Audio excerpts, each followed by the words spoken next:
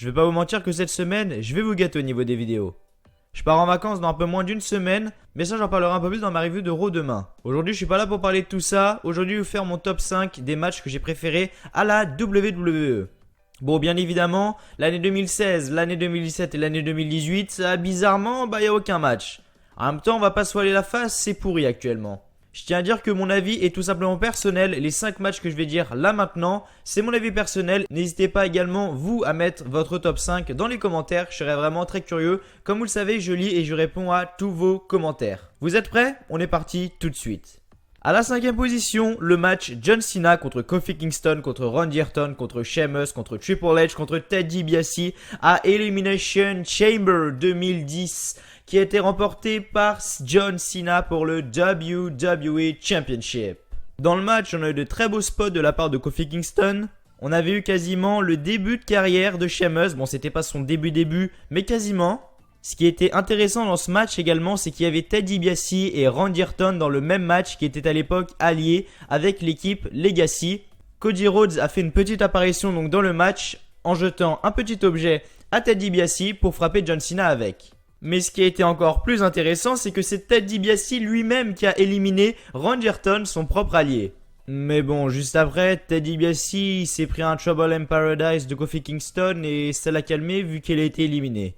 Et donc à la fin, il est resté Triple H et John Cena. Et peut-être pour la 150e fois dans sa carrière, John Cena a fait abandonner Triple H. Donc John Cena a gagné ce match fantastique. Et donc pour le championnat de la WWE. À la 4e position, le match Undertaker contre Triple H à WrestleMania 28 dans un Hell in a Cell match avec un arbitre spécial, Shawn Michaels. Comme j'ai dit, ce qui était intéressant dans ce match, c'est qu'on avait Shawn Michaels qui à l'époque était l'un des meilleurs amis de Triple H. Et il arbitrait ce combat. Un très beau match avec beaucoup d'intensité, des chaises, bref, plein d'objets. Les objets étaient au rendez-vous dans ce match.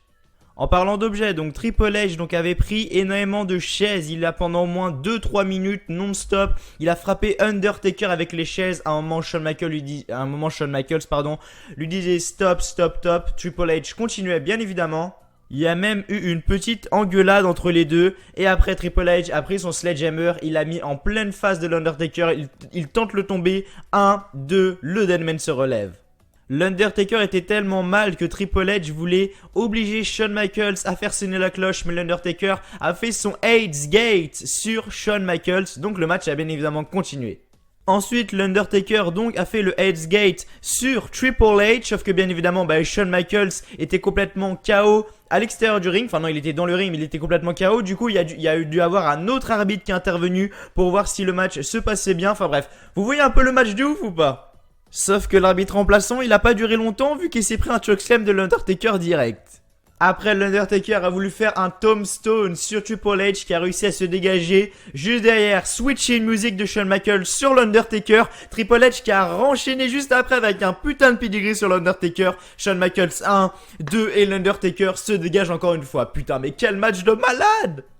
Et à la fin, donc, domination de l'Undertaker, coup de chaise, coup de chaise, coup de chaise. À la fin, Triple H savait qu'il allait perdre le match. Du coup, il a fait le signe de la DX à l'époque dans le coin. Shawn Michaels n'osait même pas regarder l'Undertaker qui fait le tombstone sur Triple H. 1, 2 et 3. L'Undertaker gagne ce fucking match. À la 3e position, donc on a le match CM Punk contre Jeff Hardy à Night of Champions 2009 pour le World Heavyweight Championship. Autrement dit, le championnat du monde poids lourd. Ce que j'ai beaucoup aimé dans ce match, c'était le suspense qu'on a eu. CM Punk à la fin enchaîner les prises sur Jeff Hardy, GTS. Franchement, c'était une très bonne fin de match. Voilà, comme j'ai dit, CM Punk qui enchaînait les GTS, etc. Jeff Hardy se relevait à chaque fois. CM Punk du coup était complètement étonné. Il était tellement étonné qu'il a retenté le tomber 3 fois de suite. Il s'est dit mais putain, qu'est-ce que je vais faire? Du coup, il a pris son titre, il a voulu rentrer au vestiaire, mais bien évidemment Jeff Hardy l'a suivi. Il l'a chopé, il l'a remis dans le ring. Swanton Bomb de Jeff Hardy pour la victoire. Et donc Jeff Hardy est donc notre nouveau champion du monde poids lourd. C'était en 2009 et franchement, ça fait extrêmement plaisir de se remémorer des matchs comme ça. À la 2e position, donc nous avons Jeff Hardy contre Edge à Extreme Rules 2009 dans un match de l'échelle pour le championnat du monde poids lourd. Ce que j'ai énormément aimé dans ce match, c'est les spots qu'on a eu. Je veux dire, Jeff Hardy et Edge, c'est pas non plus des luchadors, vous voyez ce que je veux dire? Et ils ont réussi à nous faire des spots magnifiques, comme par exemple à la fin du match, on avait les deux qui étaient sur l'échelle. Edge s'est projeté tout en haut de l'échelle pour faire un spear, sauf que Jeff Hardy l'a contré pour faire son twist of fate. Tout ça du haut de l'échelle, vous imaginez? Et la fin du match, franchement magnifique également. On a Jeff Hardy qui monte tout en haut de l'échelle, on a également Edge qui monte tout en haut de l'échelle. Les deux commencent à se ruer de coups. Et Edge arrive à reprendre le dessus, il fait tomber Jeff Hardy de l'échelle, sauf que Jeff Hardy remonte hyper rapidement, enfin il remonte pas sur l'échelle, mais il se remet debout très rapidement, il prend les jambes de Edge, il arrive à le coincer donc dans l'échelle, donc Edge était tout simplement coincé dans l'échelle et Jeff Hardy arrive à choper la ceinture sous les yeux de Edge pour être notre nouveau champion du monde poids lourd de la WWE, notre nouveau champion du monde poids lourd donc. Et franchement, si vous saviez comment les deux se détestaient à l'époque, waouh, franchement waouh. Et maintenant à la première position, un match qui restera gravé dans ma mémoire, c'est Edge contre Mick Foley à WrestleMania 22. La feud était tellement bien menée entre les deux que j'étais vraiment à fond dans la rivalité. Et donc c'était dans un hardcore match, donc il n'y avait strictement aucune règle. Et Mick Foley était un spécialiste des hardcore matchs, mais c'est Edge qui a réussi à gagner. Et je pense que j'ai énormément apprécié ce match parce que voilà, quand j'étais gamin, voir des trucs comme ça, c'était juste un truc de ouf. Parce que voilà, on a eu une table en feu, on a eu des punaises sur le ring, on a eu des barbelés, pardon. Donc c'est-à-dire qu'au début du match, on avait Edge avec une batte de baseball, Mick Foley avait sorti des barbelés, il avait mis sur la tête de Edge. Ensuite, Mick Foley a sorti des punaises, vous savez les trucs pour accrocher vos posters là avec les petits pics derrière. Il les avait mis sur tout le ring, il avait fait une souplesse sur le dos de Edge à la fin. Lita, donc la compagne de Edge à l'époque, avait mis le feu sur la table et Edge avait fait un spear à travers la table en feu sur Mick Foley pour remporter ce match. Edge était complètement en sang, Mick Foley également, et franchement c'est un match qui restera gravé dans ma mémoire pour toujours.